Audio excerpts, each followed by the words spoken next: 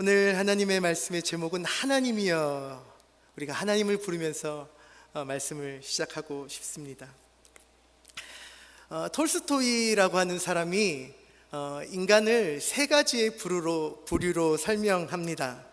첫 번째는 성자인데요, 성자는 자신을 죄인의 괴수라고 생각하고 또 도덕적으로 겸손하게 살아가는 사람을 성자라고 한답니다. 두 번째가 있는데요, 적당하게 나쁜 사람입니다. 이 적당하게 나쁜 사람은 다른 사람과 자신을 비교해서 내가 별로 나쁘지 않은 삶을 산다 이렇게 생각하며 살아간다라는 거죠. 제일 악한 사람이 있습니다. 제일 악한 사람은 자신이 사는 것이 이 세상 누구보다 내가 바로 살고 있다라고 생각하며 내가 살고 싶은 대로 살아가는 삶이라는 것이죠. 톨스토이가 이렇게 인간을 나누었다라는 겁니다. 이어서 셰익스피어는 그 자신의 가장 위대한 소설들, 이 4대 비극 가운데서 그 모든 글들을 아마 읽어보셨고 그 내용들을 아실 텐데요, 모두 인간의 죄의 문제를 다루고 있습니다.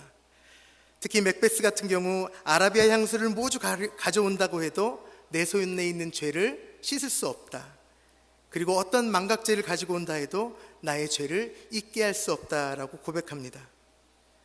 아마도 이것이 인생을 깊이 통찰한 사람들이 우리에게 던져주는 사고의 깊이인 것 같습니다.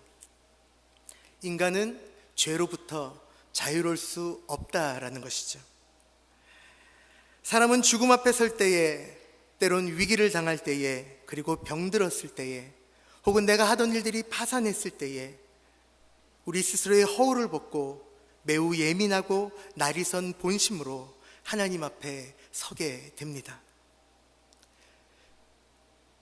잘 나갈 때는 잘 모르다가 인생의 어려움과 인생의 장애물을 만나게 됐을 때, 그때서야 내가 잘못했구나, 내가 죄인이구나, 하나님 앞에 이렇게 고백하고 겸손한 사람이 되는 것 같습니다.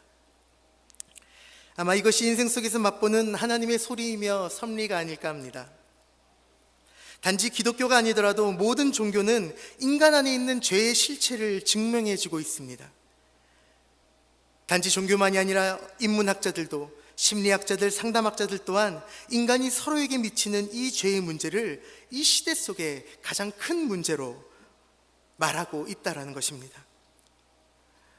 어떤 심리학자가 미국에 있는 12명의 존경받는 사람들, 아주 유명하고 존경받는 사람 12명에게 이런 문자를 보냈답니다. 도망가십시오. 모든 것이 폭로되었습니다. 이렇게 문자를 보냈더니 하루도 채 지나지 않아 12명이 다 국외로 떠났다라는 그런 이야기가 있습니다. 아마 이것이 사실인지 아닌지 잘은 모르겠지만 충분히 그 이야기를 듣고 그 안의 내용이 무엇인지 이해할 수 있습니다. 의인은 없나니 하나도 없도다. 이 말씀이 기록되어 있는 로마서 또한 모두 죄의 문제를 다루고 있습니다. 이 세상에 죄 없는 사람이 어디 있겠습니까? 시편 32편 3에서 4절에도 내가 입을 열지 아니할 때 종일 신음함으로 내 뼈가 쇠하였도다. 주의 손이 쥐하로 나를 누르시오니 내 진액이 빠져서 여름 가뭄에 마름같이 되었도다. 고통 속에서 죄를 고백하는 시인의 그 마음이 담겨져 있습니다. 사람마다 정도의 차이가 있을 수 있지만 죄가 있는 곳에는 이처럼 평안함이 없다라는 것이죠. 우리 인생에 평안함이 없습니다. 쉼이 없는 것 같습니다. 휴가를 다녀왔는데 몸이 더 피곤합니다. 우리 각자의 삶을 한번 생각해 봅니다. 죄가 없다고 자신만만해할 사람이 있을까 싶습니다. 아마도 예수님 앞에 엎드린 베드로처럼 주님, 나는 죄인입니다, 나를 떠나십시오라고 하는 겸손한 시인만이 우리 안에 있을지 모르겠습니다. 자기의 죄를 솔직하게 고백하는 사람을 하나님은 긍휼히 여기시고 은혜를 베푸사 깨끗하고 정결한 자가 되게 하십니다. 오늘 본문에 등장하고 있는 다윗의 고백을 통해 이 사실을 분명히 알 수 있습니다. 다윗이 범죄했을 때 선지자 나단의 책망과 충고를 받은 후 회개하고 지은 시가 바로 오늘 우리가 읽었던 시편 51편의 시입니다. 우슬초로 나를 정결케 하소서. 내가 정하리이다. 나의 죄를 씻어주소서. 내가 눈보다 희리이다. 이 기도의 내용은 모세의 규례의 그 정결 예식을 의미합니다. 부정하게 된 사람이 깨끗해지려면 제물의 피나 물에 우슬초를 찍어 몸에 뿌리는 정결 의식을 행해야 했습니다. 죄를 지은 사람은 스스로 깨끗하게 될 수 없었다라는 것입니다. 죄를 시인하고 이 의식 가운데 하나님께서는 그 사람의 죄를 회복시키시고 용서해 주셨습니다. 죄 가운데 빠진 다윗은 자신의 몸이 아무리 더러워졌다 해도, 아무리 그가 그 범한 죄악이 크고 더럽다고 해도 하나님께서 씻어주시면 눈보다 더 희게 될 줄 믿고 간절하게 하나님 앞에 나아갔습니다. 이제 우리가 지나온 그 삶의 모습을 돌아보고 싶습니다. 우리가 각자 자신의 모습을 다시 한번 살펴보십시다. 그리고 깨끗한 마음으로, 정결한 마음으로 주님을 맞이하십시다. 어떠십니까? 우리의 외적인 모습이 정결하신 것 같으십니까? 깨끗하고 단정하십니까? 사도 바울은 로마서 13장에서 밤이 깊고 낮이 가까이 왔으니 그러므로 우리가 어둠의 일을 벗고 빛의 갑옷을 입자.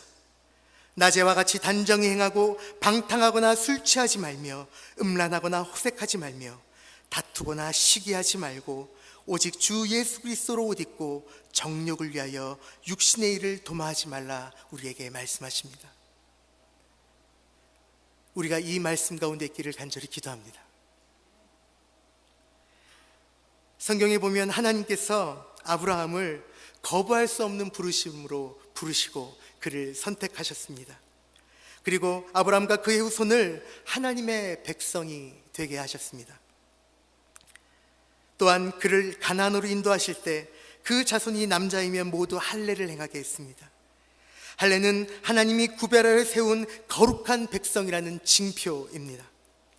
그래서 아브라함의 후손인 이스라엘 백성들은 모두 거룩한 백성이 되었다라는 것입니다. 하나님의 백성은 구별된 삶, 깨끗하고 정결한 삶을 살도록 오늘 하나님의 말씀은 우리에게 말하고 있는 것입니다. 할례와 같은 징표가 있으십니까? 성경은 일상생활에 있어 정결함과 부정함에 대해서 자세한 교훈을 주고 있습니다. 민수기 29장 14절 이하에 장막에서 사람이 죽을 때 법은 이러하니 누구든지 그 장막에 들어가는 자와 그 장막에 있는 자가 이래 동안 부정할 것이며 뚜껑을 열어놓고 덮지 않은 그릇은 모두 부정하다. 일상생활에서 일어날 수 있는 세세한 것들 하나 하나님께서 정결하게 살아가라 우리에게 부탁하고 계시다라는 것입니다. 그 부정하는 자에게 그것들을 뿌려서 일곱째 날에 그를 정결하게 하라 하시고 그는 자기 옷을 빨고 물로 몸을 씻을 것이라 그러면 저녁이면 정결하게 될 것이라 또한 말씀으로 약속하고 계십니다.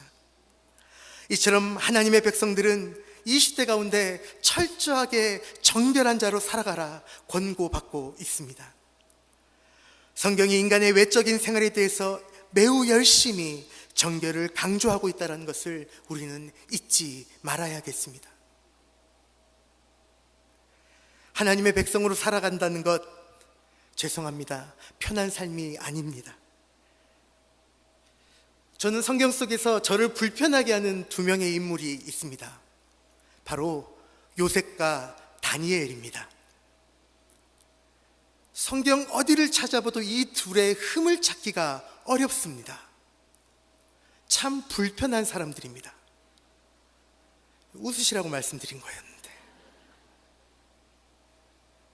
실제로 그들의 삶은 하나님 앞에 너무나 정결했고 모든 순간 주님을 바라보았던 것이죠. 우리가 알고 있던 다니엘은 어떻습니까? 바벨론의 포로로 끌려갔을 때 어떤 생활을 했습니까? 그는 이방 세계 가운데 그가 포로로 잡혀가 있는 그 상황 가운데서도 하나님께 대한 바른 신앙을 잃지 않았습니다. 율법에 충실한 생활을 하였고 아무 음식이나 아무 것이나 함부로 입고 먹지 않았습니다. 그는 깨끗한 생활, 정결한 생활, 구별된 생활에 자신의 모든 것을 힘썼던 사람입니다. 사람들이 보지 않는다 해도 하나님이 보신다는 그 믿음 아래 그의 삶을 하나님 앞에 정결하게 살아갔습니다. 무서운 박해가 있었지만 하나님이 그를 도우셨고 그는 무사히 생명을 보존하게 되었습니다. 뿐만 아니라 결국 다리오 왕 때 총리가 되어 전국을 다스리는 거룩한 위대한 사람이 되었던 것입니다. 그 위대한 일의 단초는 다른 것이 아니었습니다. 그의 학식이나 그의 능력이 아니라 오직 하나님을 향한 정결의 삶을 살아갈 때 그의 인생이 그렇게 바뀌어 갔다는 것입니다. 요셉 또한 그렇게 다르지 않습니다. 애굽의 노예로 팔려갔지만 그는 언제나 어디서나 하나님의 말씀을 쫓아 깨끗하고 바른 생활을 추구해 나갔습니다. 억울하게 누명을 쓰고 감옥에 갇히게 되었지만 하나님은 그를 마침내 만민이 우러러보는 애굽의 총리 대신이 되게 하셨습니다. 물론 우리에게 다니엘처럼 살아라, 요셉처럼 살아라라고 말씀한다면 조금 불편할지 모르겠습니다. 왜냐? 우리는 다니엘처럼 못 살겠습니다. 우리는 요셉처럼 못 살겠습니다. 우리는 다니엘이나 요셉이 아닙니다. 하지만 그 다니엘을 인도하신 하나님, 그 요셉을 인도하신 하나님이 우리와 여전히 함께 하십니다. 오늘 위임 목사님의 말씀처럼 하나님의 말씀을 쫓아 의의 길로 걸어가며 정결한 생활을 하다 보면 핍박을 받을 수 있습니다. 손가락질을 당할 수도 있습니다. 중상모략으로 억울한 일을 당할 수도 있습니다. 하지만 우리의 시선을 하나님께 두라는 것입니다. 다른 것을 바라보지 말라는 것입니다. 세상은 원래 악합니다. 하지만 우리를 끝까지 인도하시는 그 하나님께 우리의 시선을 둘 때 우리가 하나님 앞에 깨끗하게 살아갈 수 있습니다. 갈라디아서 또한 우리에게 권면합니다. 우리가 선을 행하되 낙심하지 말지니 포기하지 아니하면 때가 이름에 거두리라. 바울의 말처럼 때가 이르면 하나님이 우리를 높이실 것입니다. 모든 사람이 기이 여기며 환영받는 그 자리로 하나님께서 우리를 친히 이끄실 것입니다. 지금까지 우리는 외적인 정결에 대해서 이야기를 했습니다. 우리가 외적인 정결이 중요한 만큼 우리 내면의 영적인 정결도 중요합니다. 이 내면의 정결에 대해서 얘기하며 말씀을 정리하고 싶습니다.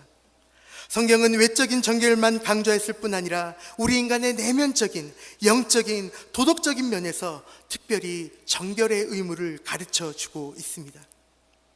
말씀을 좀 읽어드리겠습니다. 레위기 11장 45절입니다. 내가 거룩하니 너희도 거룩할지어다. 시편 24편입니다. 여호와의 산에 오를 자가 누구며 그의 거룩한 곳에 설 자가 누구인가? 곧 손이 깨끗하며 마음이 청결하며 뜻을 허탄한 데에 두지 아니하며 거짓 맹세하지 아니한 자로다 하셨습니다. 우리 예수님 또한 산상수훈 가운데 마음이 청결한 자는 복이 있나니 그들이 하나님을 볼 것이라 권면하십니다. 우리 그리스도인들은 정결한 자가 되어야 합니다. 깨끗한 자가 되어야 합니다. 특별히 우리는 세 가지의 면에서 깨끗해야 하는 것입니다. 첫 번째, 마음이 깨끗해야 합니다. 하나님은 우리의 중심을 보시는 분이십니다. 마태복음 15장 18절에 주님이 이렇게 말씀하십니다. 입에서 나오는 것들은 마음에서 나오나니 이것이야말로 사람을 더럽게 하느니라. 우리는 성령을 충만히 받아 성령의 열매인 사랑과 희락과 화평과 오래 참음과 자비와 영상과 충성과 온유와 절제로 가득해야 합니다. 요즘 무엇이 마음에 가득하십니까? 마음을 깨끗이 지키도록 힘을 써야겠습니다.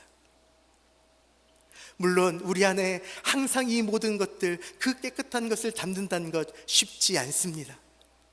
세상의 파도가 우리 인생에 몰려 들어와 우리의 그릇을 채울 때가 있습니다. 하지만 우리가 그때마다 우리의 마음의 그릇을 하나님 앞에 뒤집어 엎고 그 그릇을 깨끗이 하여 하나님의 성령의 충만함을 받을 수 있도록 우리의 삶에 노력이 필요하지 않겠습니까? 우리가 깨끗해야 될 것 두 번째가 있습니다. 우리의 입술을 깨끗하게 하는 것입니다. 야고보서 3장 2절에는 우리가 다 실수가 많으니 만일 말에 실수가 없는 자라면 곧 온전한 사람이라 능히 온몸도 굴레를 씌우리라 했고, 3장 6절에서 10절에 보면 혀는 곧 불이요 불의의 세계라 혀는 우리 지체 중에 온몸을 더럽히고 삶의 수레바퀴를 불사르나니 그 사르는 것이 지옥불에서 나느니라. 이것으로 우리가 주 아버지를 찬송하고 또 이것으로 하나님의 형상대로 지음받은 사람을 저주하나니 한 입에서 찬송과 저주가 나오는도다. 내 형제들아, 이것이 마땅하지 아니하니라. 이 모든 말씀은 혀를 조심하고 입술을 깨끗이 지키라는 말씀입니다. 이사야서에 보면 청년 이사야가 성전에 홀로 들어가다 지극히 높으신 보좌에 앉으신 거룩한 하나님을 만나는 환상을 보게 됩니다. 화로다 나여 내가 망하게 되었도다. 나는 입술이 부정한 사람이요 나의 입술이 부정한 백성 중에 거주하며 만군의 여호와이신 왕을 베었음이라. 결국 스랍 하나가 부젓가락으로 단 취한 핀숯을 가지고 그의 입술에 대며 그 입을 정결하게 했다라고 합니다. 성도님들, 우리의 입술이 깨끗해야 하겠습니다. 말이 깨끗해야 한다는 것입니다. 사도 바울은 에베소서 5장 4절에서 누추함과 어리석은 말이나 희롱의 말이 마땅치 아니하니 오히려 감사의 말을 하라 우리에게 권합니다. 물론 우리가 언제나 깨끗한 말만 할 수는 없다라고 생각합니다. 때론 권고의 말이나 엄한 사랑의 말을 해야 될 때도 있습니다. 무릇 더러운 말을 너희 입 밖에도 내지 말고 오직 덕을 세우는 데 소용하는 대로 선한 말을 하라. 그리고 듣는 자들의 은혜를 깨치라. 성경은 우리에게 말씀하십니다. 우리의 말은 그것이 엄한 사랑의 말이든 어떠한 말이든 상대의 덕을 세우는 말이어야 합니다. 정의가 지켜지도록, 평화가 지켜지도록 우리의 입술을 하나님 앞에 다스려야 하겠습니다. 우리 믿는 이들의 삶과 입술을 깨끗이 지켜 덕을 세우고 은혜를 끼쳐야 한다는 것입니다. 사랑하는 가정에서 사랑하는 자녀들과 함께, 또한 친척들과 또 사랑하는 이웃들과, 내가 살아가는 삶의 터전에서 내가 만나는 모든 사람들 앞에 우리의 말이 하나님의 음성을 드러내는 말이기를 간절히 기도합니다. 우리 입술에 정결함이 가득하기를 간절히 기도합니다. 마지막으로 세 번째로 깨끗해야 할 것이 있습니다.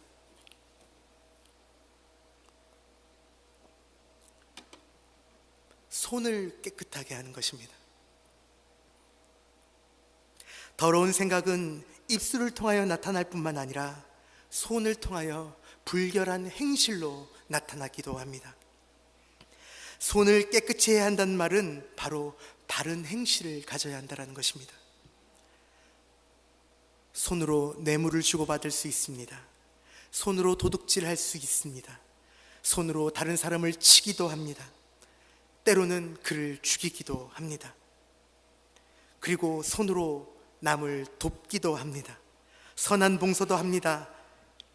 손으로 깨끗한 행실과 더러운 행실, 모든 것을 할 수 있습니다.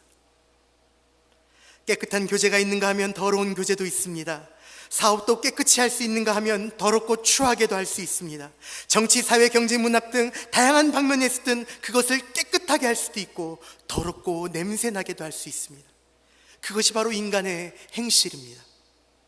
이러한 양면성 속에서 손이 깨끗한 사람만이 거룩한 곳에 설 수 있습니다.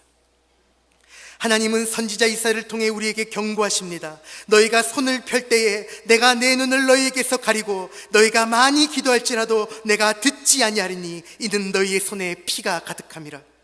너희는 스스로 씻으며 스스로 깨끗하게 하라.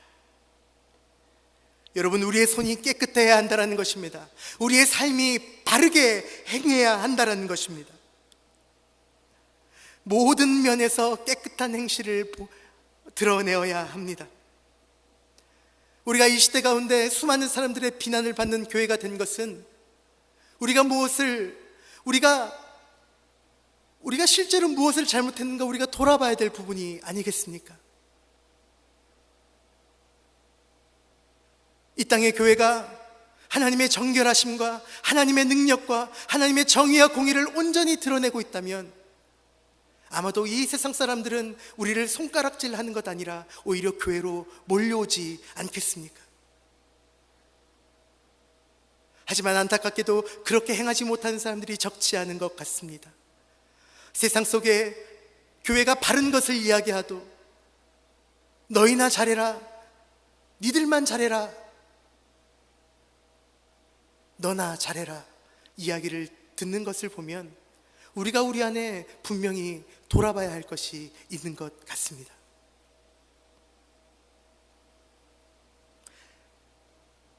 하지만 전 아직 희망이 있다라고 생각합니다. 세상이 교회를 향해 너희들이 잘못됐다라고 요구하는 것은 하나님의 몸인 교회가 적어도 깨끗해야 되지 않느냐, 이 세상이 교회를 향해 희망하고 교회를 향해 소망하고 있다는 증거가 아니겠습니까? 우리의 손이 깨끗해야겠습니다. 그리스도인들이 살아가는 모든 삶의 터전에서 하나님의 정의와 공의가 온전히 드러나야 하겠습니다. 말씀을 정리하며 한 가지 문제가 있습니다. 그렇다면 어떻게 정결케 되냐라는 것입니다. 음식집에 가서 종종 하얀색 와이셔츠를 입고 음식집에 가게 되면 김치 국물이 튈까봐 앞치마를 하게 됩니다.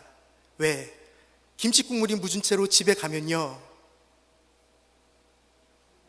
혼납니다.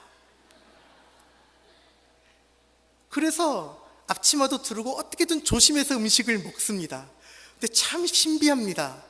왜 김치 국물은 그렇게 앞치마를 피해서 튀는 걸까요? 아무리 조심해서 먹었는데 왜 저는 김치 국물이 여기 튀어 있는지 모르겠습니다. 우리가 아무리 깨끗하게 살려고 해도, 우리가 아무리 정결하게 살려고 해도 우리 인생이 갖고 있는 우리가 갖고 있는 그 죄성은 우리를 더럽힙니다. 나도 모르게 다른 사람을 정죄하기도 하고 내가 그것을 정죄함을 통해 나 또한 정죄함을 받습니다. 어떻게 하면 정결하게 될 수 있을까요? 우리가 잘 아는 유명한 종교개혁자 마틴 루터가 한 번은 대야에다 물을 떠놓고 손을 계속 씻었습니다. 계속 그렇게 씻고 있더랍니다. 1시간이 지나고 2시간이 지나도 계속 손을 씻고 있더랍니다. 옆에 있던 친구가 루터 옆에 가서 묻습니다. 야, 시간이 가는데 뭐 계속 그렇게 손을 씻고 있냐? 내가 볼 때 그렇게 깨끗한데 지문까지 없어지겠다. 그런데 루터가 얘기합니다. 아무리 씻어도 내 손은 깨끗하지 못하다. 비록 눈에 보이는 육체의 손은 깨끗해 보이지만 우리 영혼이 갖고 있는 죄는 씻어낼 수가 없다라는 것이겠죠. 우리 인간의 슬픔이 여기 있다라고 생각합니다. 자신의 노력으로 자신을 깨끗이 할 수 없습니다. 오늘 다윗의 고백 또한 우슬초로 나를 정결케 하소서 기도합니다. 오직 하나님만이 우리를 정결케 하실 수 있습니다. 하나님이여, 하나님만이 우리를 정결케 하실 수 있습니다. 나의 마음과 나의 입술과 나의 손은 멈추지 않고 죄를 행할지라도 주님이 나를 불쌍히 여기시고 긍휼히 여기사 내가 주 앞에 나아갈 때마다 주께서 나를 새롭게 하시고 정결케 하십니다. 너희의 죄가 주홍 같을지라도 눈과 같이 희어질 것이요 진홍같이 붉을지라도 양털같이 희게 되리라. 우리 주님이 그 제자들의 발을 씻기시며 내가 너를 씻기지 아니하면 너와 내가 무슨 상관이 있겠느냐, 그 제자들에게 말씀하셨습니다. 주님이 이 세상에 오신 인생의 그 목적은 더러워진 인간을 깨끗이 씻어주기 위함이었습니다. 인간을 더럽히는 죄를 소멸하고 깨끗하게 하기 위해 주님께서 이 땅에 오셨고 십자가를 통해 우리의 모든 죄를 씻어주셨습니다. 요한일서 1장 9절에 그 아들 그리스도의 피가 우리를 모든 죄에서 깨끗하게 하실 것이라 기록합니다. 예수님께서 말씀하십니다. 이미 목욕한 자는 발만 씻어도 깨끗하니라.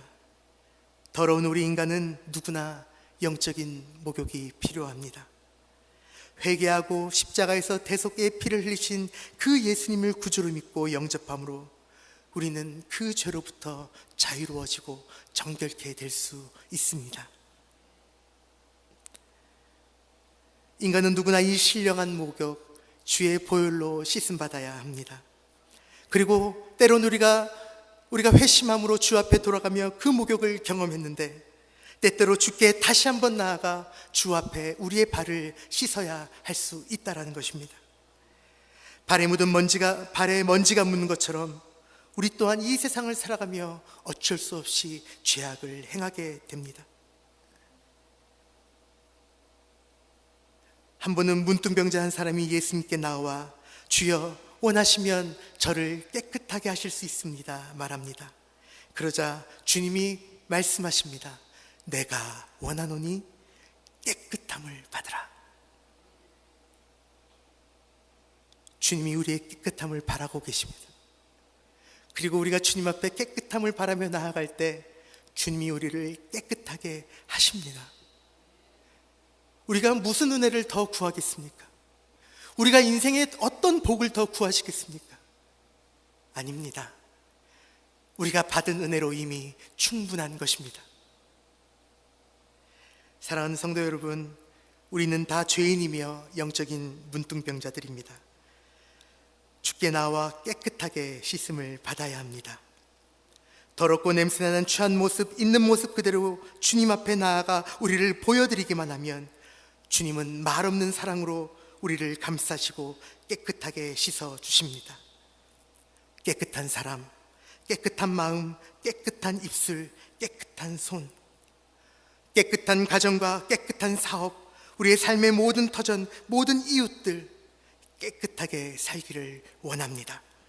그래서 우리 한 명 한 명을 통해 우리가 살아가는 거리, 도시, 이 민족, 이 땅이 깨끗해지기를 간절히 기도합니다. 우리를 정결케 하시는 하나님을 기억하고 하나님이여 구하시며 한 걸음 한 걸음 주님 앞에 나아가시는 한 분 한 분 되기를 간절히 기도하겠습니다. 제가 기도하겠습니다. 하나님, 연약하고 부족한 우리를 주의 보혈로 씻으시고 주님의 거룩한 백성으로 살아가게 하시니 참으로 감사드립니다.